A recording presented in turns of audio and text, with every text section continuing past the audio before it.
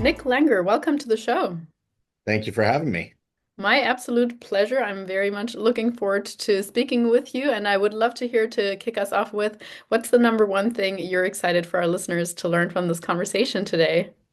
So I'm hoping that they can take away the idea of why a lot of the times less is more when it comes to actually achieving the results that you're looking for.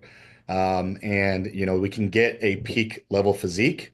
And a lot of the times, the biggest missing link for that is rest and recovery rather than overly pushing and pushing the boundaries too far. And especially with my females I've worked with, I can tell you this firsthand, females work way harder than males in the gym, unfortunately. It's always a reining my females back and teaching them proper support for their body, proper support for their hormones in order to get the results that they really want to see.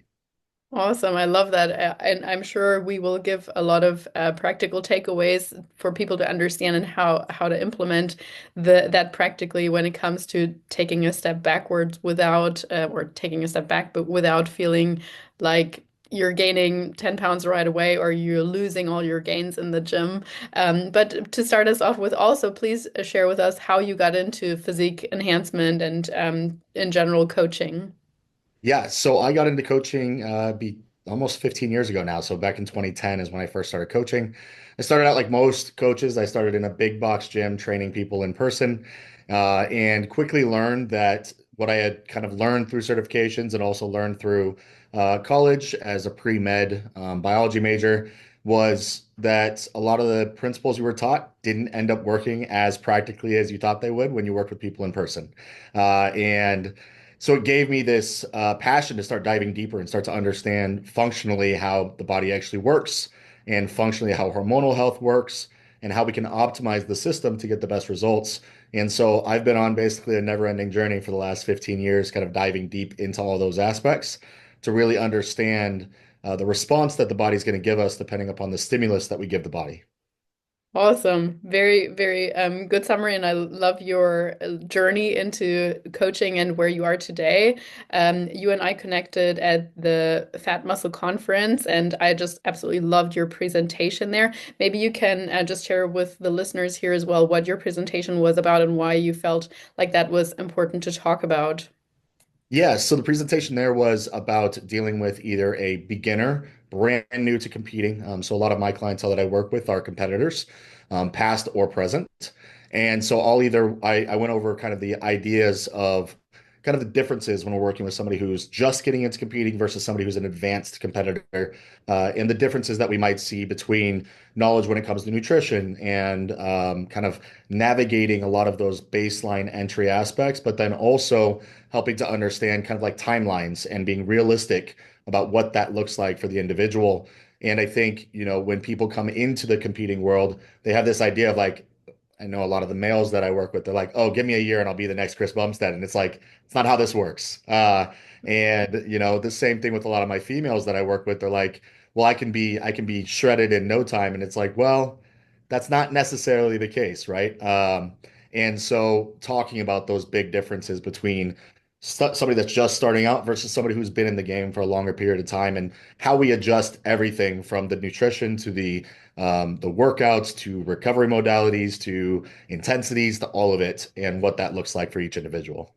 Yeah, I really loved how in depth your presentation was, and for me there were a lot of new things or new considerations as well. If someone was to come to you and say, I wanna like I have been training maybe 3 times a week. I'm like somewhat fit. I have a little bit of muscle definition, but probably a good little fat coverage there. And I'd love to step on stage for the first time whenever you think is the first time or the next best time possible.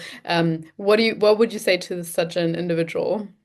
Yeah, so out the gate, the first thing that I'm going to ask is baseline habits. Hey, what are your baseline habits? What does sleep look like? What does your digestion look like? Where's your caloric intake been? How many like all of these aspects, life stress, right? I'm going to ask all of these individual questions to really understand where that person's starting with. I think that the part where most coaches kind of miss the mark is they're not meeting that client where they are right then and there. They're trying to kind of fast forward and get to a new place without even like meeting them where they're at, and then stair stepping them in the correct direction. And so with those individuals, my goal is straight out the gate, okay, let's assess the situation of where you're at. If you're somebody that comes to me, you've been training 3 days a week, and I know I'm sure you've seen this 1,000 times too. They're training 3 times a week, but they're eating 1,200 calories and they're doing an hour of cardio and they're doing all of these other things. Well, I don't even know what your baseline looks like because you've been so stressed out and pushing your body so hard that we don't even know what your body is actually capable of looking like at a baseline non-stress state, right? So in that case, it might be I'm going to pull back stress. I'm going to give the body a little bit of a break and we're going to see and we're going to feed you up and we're going to actually start to mitigate stress and give the body what it needs to actually be fueled appropriately. And then we can decide from there. And then outside of that, also assessing the physique. What does that physique look like? And also, what class are you wanting to do? So if I have somebody that comes to me and they want to be a figure girl and they've got the muscle tissue of bikini, well, we're probably going to be a much longer time frame before we get to stage, which is okay. And just really evaluating what works best for that. Because I think the other thing that I look at is, I've had females in the past that worked with me that didn't have that like bikini energy for stage and they wanted to be more figure, right? Mhm. Or they wanted to have more muscle and want to be more like a women's physique. And those physiques take a longer period of time to create unless you're these genetic anomalies that do happen. But most of the time it's an aspect of figuring out what that looks like. And then as I talked about in the presentation, creating appropriate timelines to get there.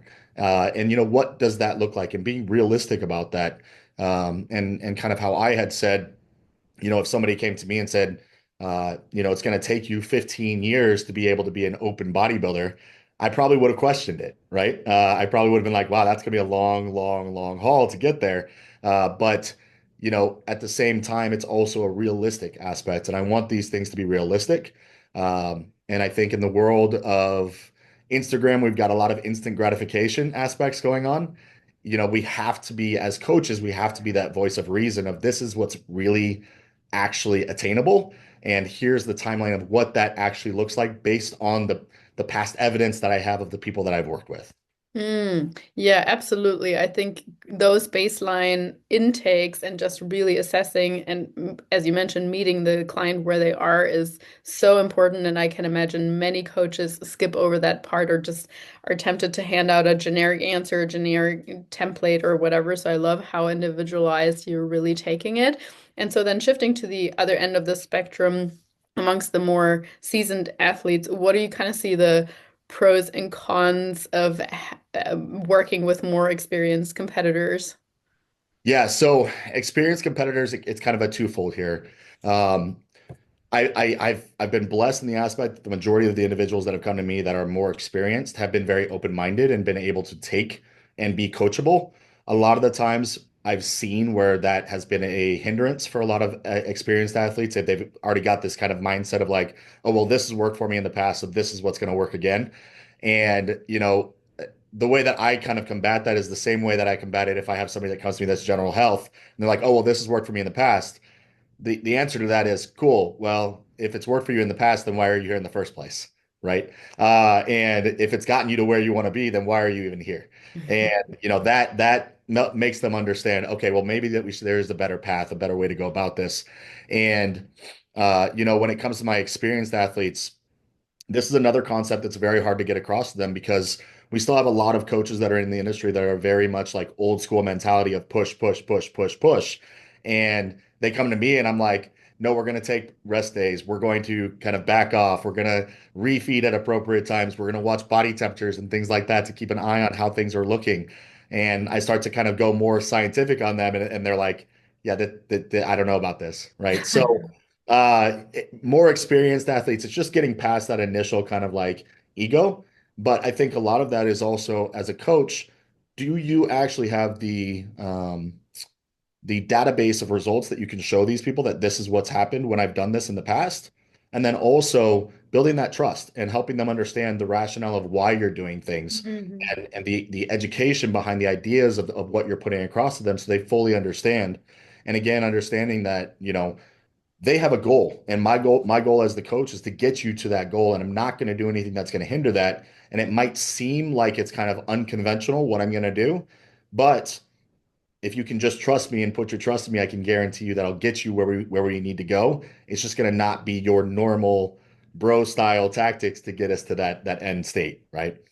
That's such an important conversation to have, I could imagine, because it's all about managing expectations, right? If you were just to do that without explaining to the athlete why you're going about it in that way as opposed to the traditional way, it's no wonder if someone is then confused or surprised, but like having that conversation or even just saying, hey, I have read this new thing and would you be open to trying that? And could imagine a lot of athletes would be. And I'll share with you probably about yeah actually 2 years ago I was contemplating, considering stepping on stage. So I signed up with a coach. She's a wonderful individual and an IFBB pro, and so I for some reason put a lot of trust in her without actually connecting with her properly at first. We didn't even have an initial intake call. It was all just via email, and that should have raised some red flags. But anyway, she really didn't care about my training history whatsoever.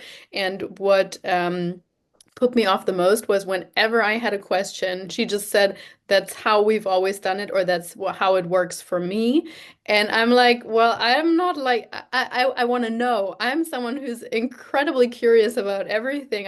I want to know why. And if you have a good reason for it, I'm pretty much open to trying anything. Like, honestly, I'm super experimental, but I want to understand why. And that reasoning of this is how we've always done it, or and then when I can actually counter that with 10 studies where it's like, well, this is not how what I'm reading to the latest research. And she's like, I don't know where you're getting this stuff, but it's always worked for me, so we're doing it that way. I was like, yeah, I don't think I can work with you. I'm so sorry. Yeah. So yeah, red flag for sure.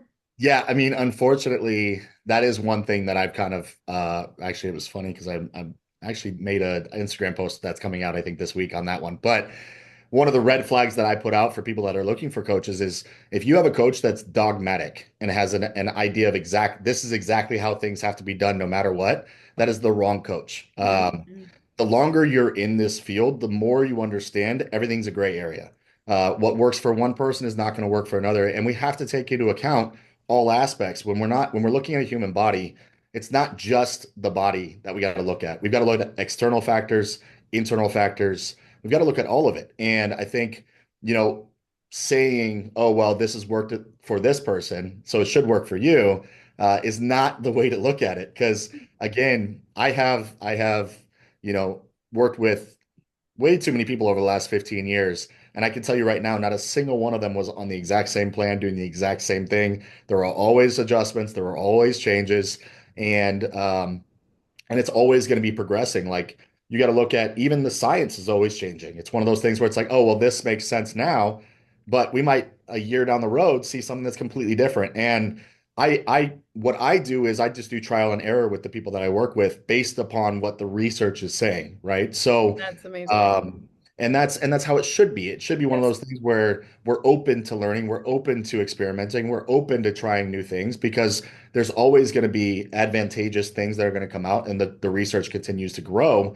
but also understanding that we can be both ways here. We can work with the science and we can also work with what we're seeing and application and looking at the two different things because also looking at science isn't always based around the type of individuals, right? Like there's not much science on a 260 pound, 10% bodybuilder. That's just not a thing, right? So it's more of an aspect of okay, what makes sense? And then once we apply it, okay, are we actually seeing that result or is this variable different because of the circumstances we have, right? And I think that's the blessing that I have is the prior education I have allows me to kind of like dial this stuff in a little bit more and kind of like take a more scientific approach, which is nothing is ever truly proven. It's all theory and it's all just trial and error to figure out what actually makes sense and what sticks and what works. And that's what we use as we move forward. Yeah, absolutely. And I think just to add another layer to that, Nick, I think even if we get to know someone's metabolism and their way of thinking and their adherence patterns and so on, um, even something that might have worked in their 20s is probably not necessarily going to work in their 40s, 50s, or whatever. So that is just another thing where even if you're thinking, listening to this, yeah, some of the things that I used to do worked for me, and now I'm trying to do them, and I'm kind of feeling stuck with them, or I'm not responding to them. My body's not responding to that anymore. We need to dig into why did that happen, and perhaps, as you mentioned earlier, like stress is a big component. Maybe we can go a little bit into that, why stress affects our physique so much. Yeah, so this is a really fun topic that I'm kind of like diving really hard into right now, just because there's a lot of research coming out on like mitochondrial health and aging and everything that's going in that realm. And obviously, there's a lot of hype around peptides and things that can help out with that specific side of things. And it's very interesting to me when I look at things and I have to explain to people, okay, just because it worked in your 20s, let's look at what your life was like in your 20s. In your 20s, you didn't have a family, you didn't have a full-time job, you didn't have to worry about bills, you didn't have to worry about people that were relying on you. You didn't have any of this stuff to worry about.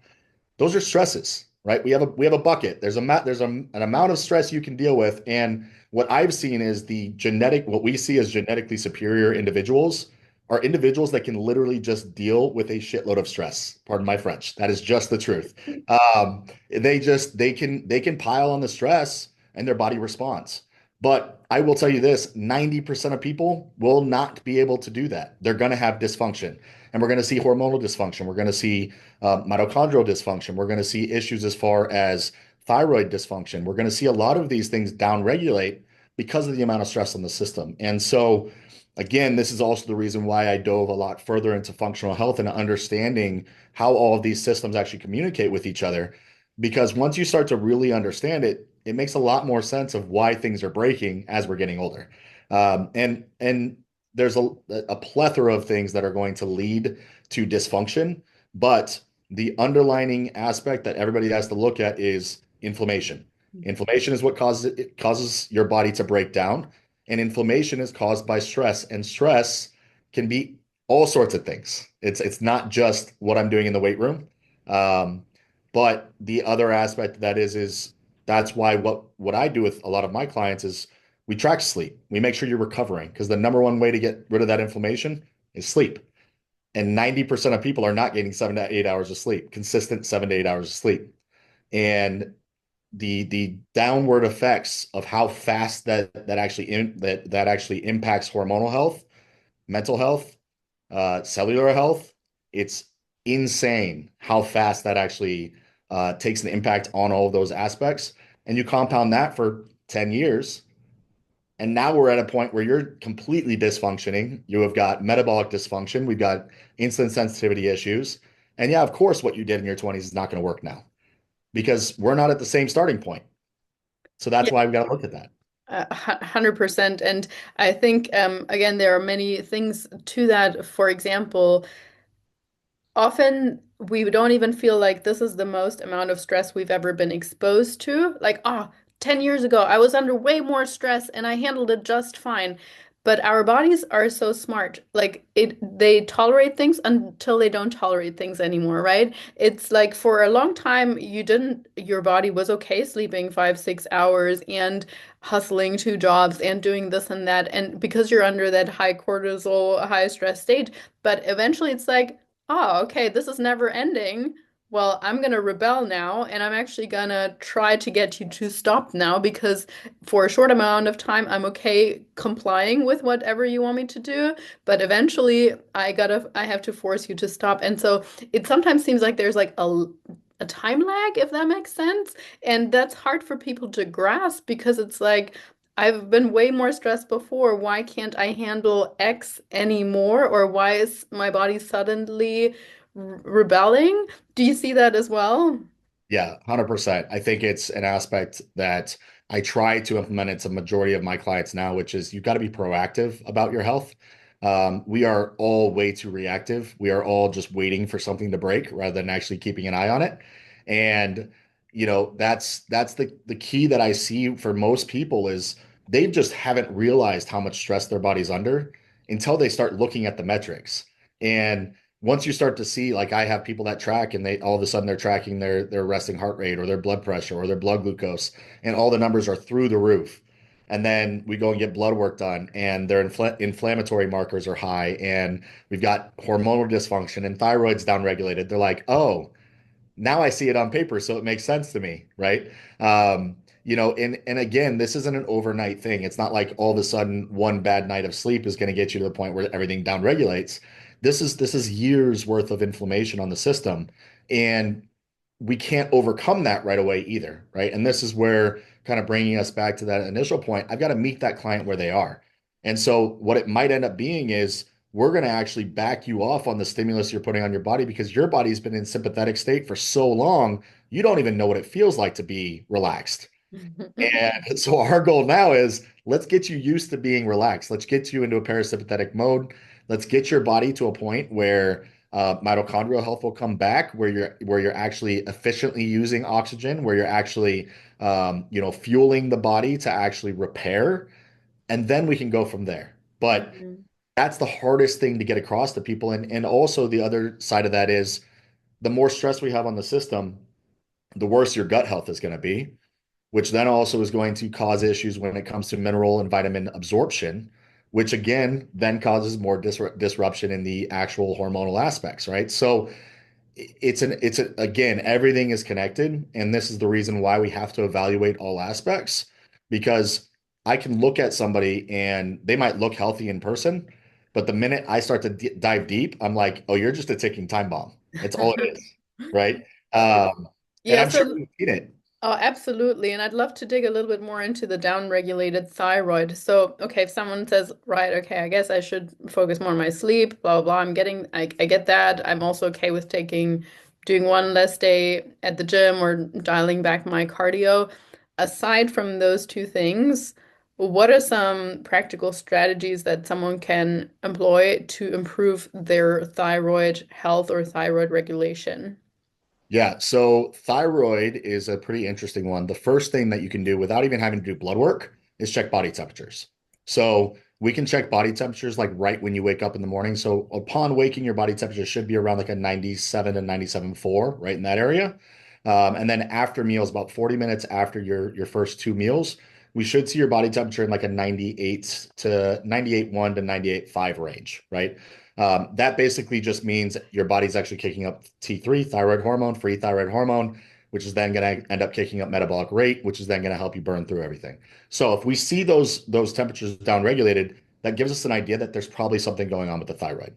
Um, a 1 degree drop from that baseline of that 97 and a half or so is actually a deduction of about 10 to 13% of your basal metabolic rate. So if you think about it in this standpoint, if you've got, let's say your basal metabolic rate is, for ease of numbers here, let's say it's 2,000 calories.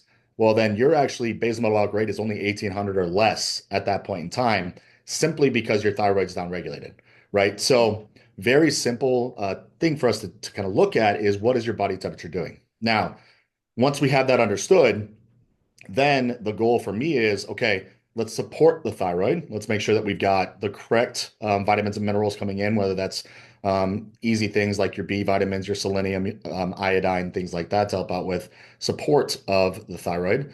And then outside of that, feeding up, bringing that food back up to that baseline, what would be calculated, quote unquote, as the amount of calories you should have as a maintenance caloric intake, and slowly working that food up over time.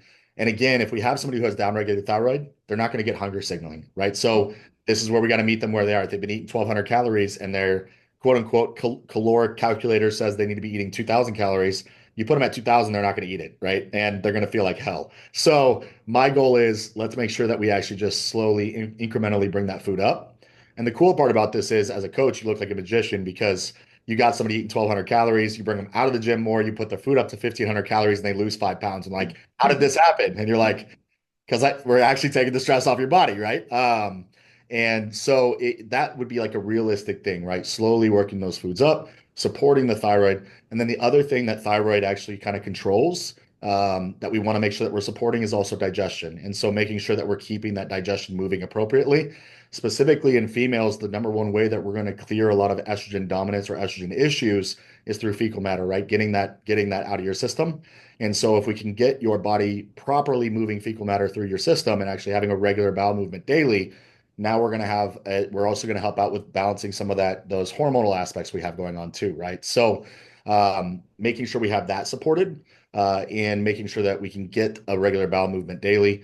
And there's a couple different ways to go about that, but it just really depends upon the severity of the issue, if we do have constipation or whatnot. So, Yeah, I definitely want to dig more into that intestinal health because I do know many of the listeners have struggled or are struggling with constipation. So, yes, of course, it's very, very closely linked with stress. I want to interfere, like, and add a little side rant here because I don't know if you have seen this amongst your clients, but many of the people that come and work with us eventually we find out that they hardly consume any iodine because everyone in the freaking world is switching to sea salt and Himalayan blah blah blah salt, and none of that is iodized. And I'm like, the one and only good thing, or one of the few good things that the government has actually done in the nutrition industry is iodizing salt. We need iodine, and people are having all this fancy salt and missing out on their iodine, not realizing that this is actually a very important component.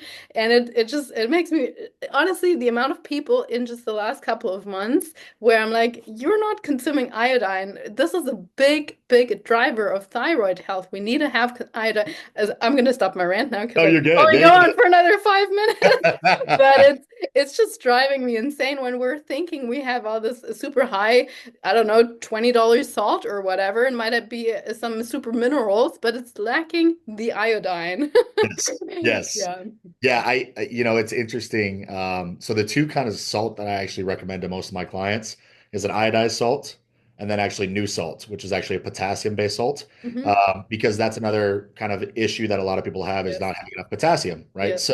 So it's a very easy thing. We do about a quarter teaspoon of iodized salt on 2 to 3 meals a day, and then a quarter teaspoon of new salt on 2 meals a day, and boom, they're good, right? So and salt is a major thing that a lot of people miss out on. It's super easy. It's very cost efficient, but it's like one of the main things when it comes down to like proper pumps, proper hydration, and just proper recovery. Like there's a lot of benefits to it that people don't realize. And then, like you said, the fortified with iodine, and they're having iodized salt.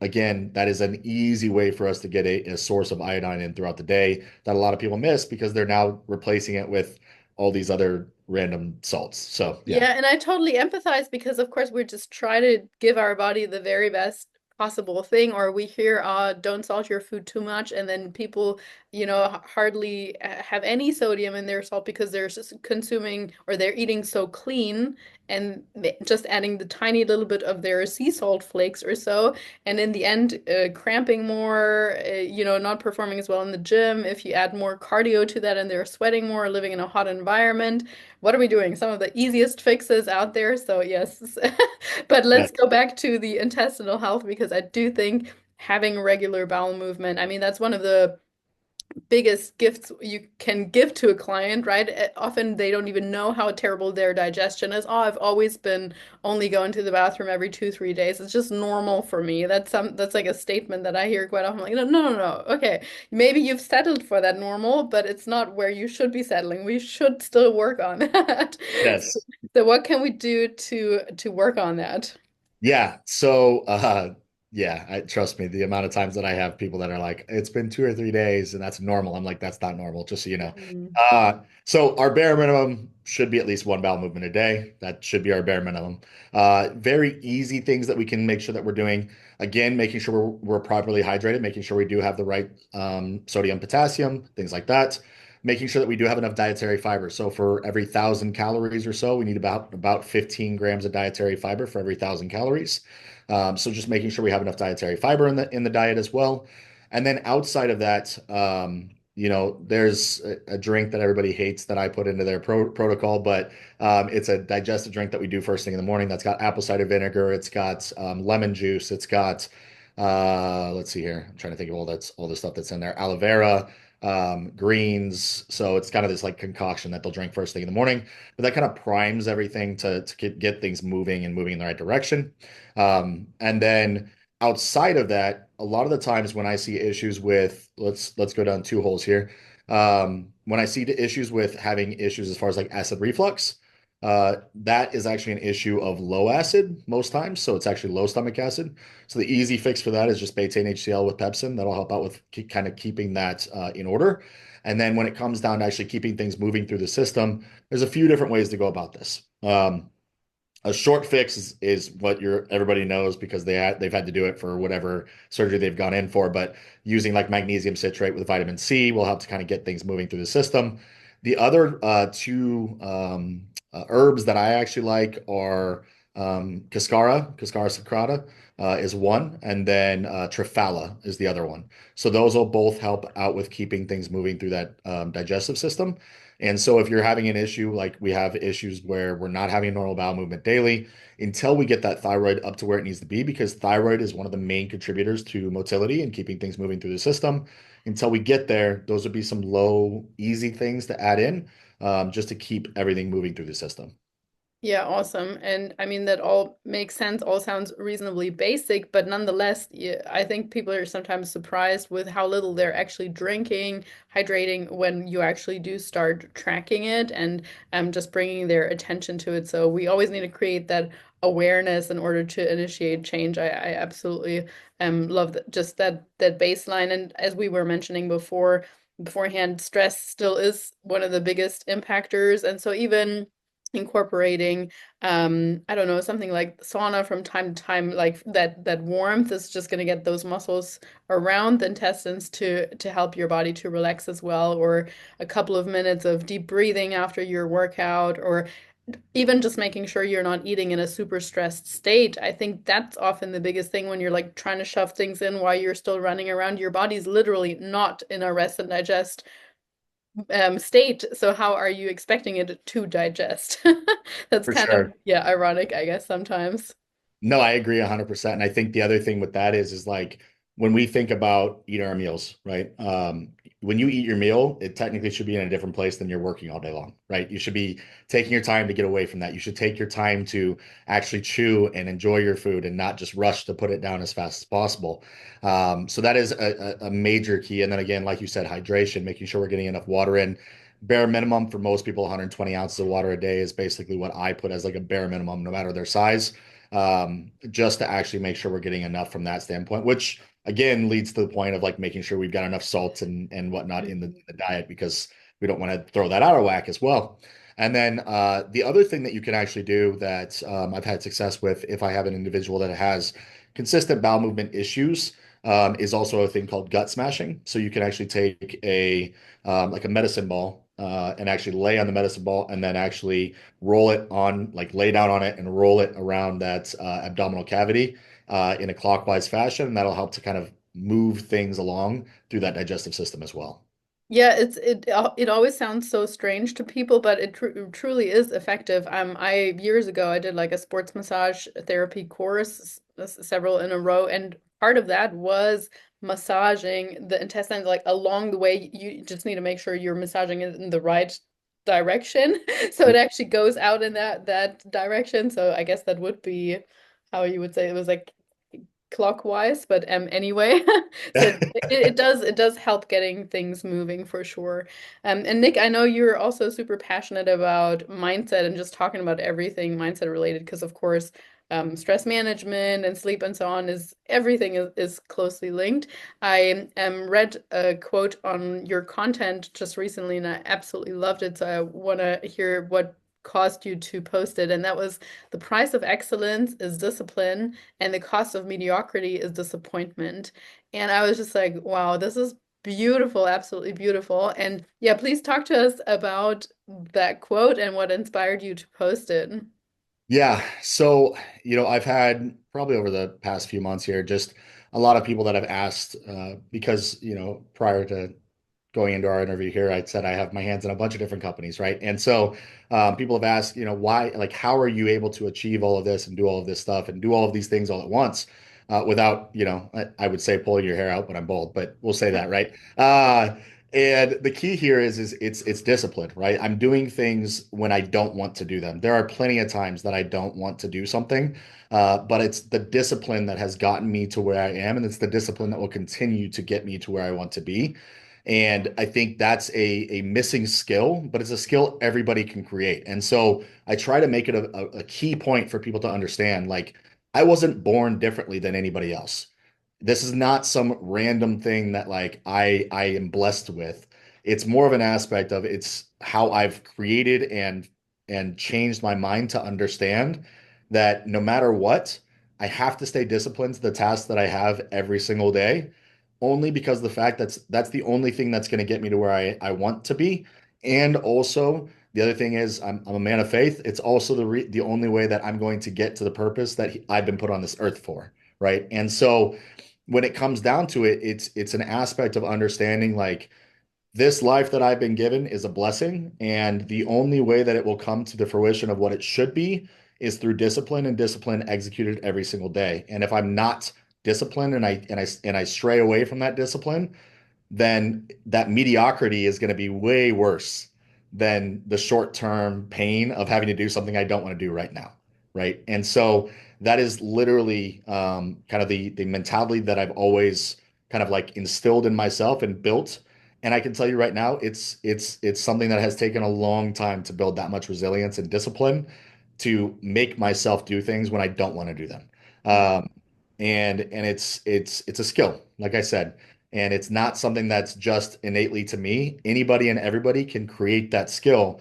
The key is making yourself understand the reason behind why you have the discipline you have and how you execute on that daily in order to see where you want to be in the future. Honestly, that resonates so much with me, especially also that second half. I mean, I think the first part is kind of clear to people like, oh, the price of excellence is discipline. Yeah, sure. But the second part of the cost of mediocrity is disappointment. And I think so often people settle for a quote unquote normal life, a mediocre life, and then they're like, why am I feeling so unfulfilled? Why am I not reaching my goals? Why, like, and it's exactly because of that. It's like everybody has extraordinary gifts, but in order to live an extraordinary life, we need to also do extraordinary actions.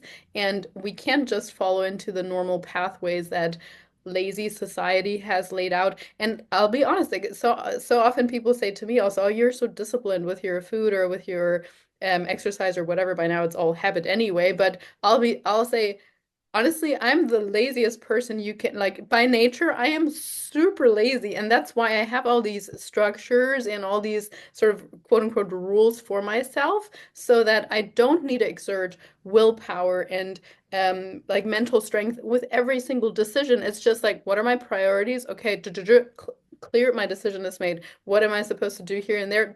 Okay, I work out at this time all the time. And I just fall, I don't need to think about it or convince myself every single time anew. And I think that's where the struggle is, where if we stop and go and stop and go, it's so hard to start back up. But if you just keep on staying disciplined, like you're saying, and putting one foot in front of the other, it becomes who you are.